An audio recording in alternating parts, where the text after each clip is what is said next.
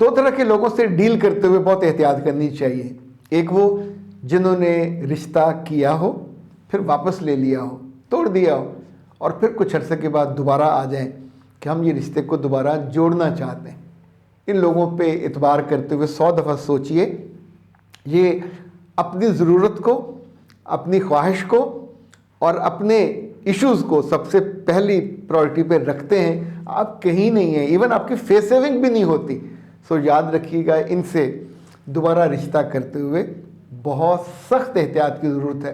अगर और कोई ऑप्शन ना मिल रहा हो तो फिर इस ऑप्शन की तरफ जाइए।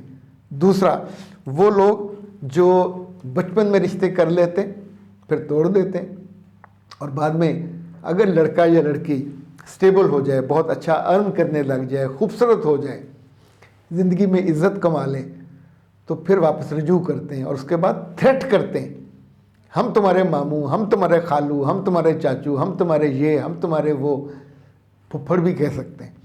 तो रिश्ता हमको वापस चाहिए। रिश्ता तरस खा के, रिश्ता डर के, और रिश्ता किसी के थ्रेट में आके देने वाले लोग हमेशा पछताते हैं।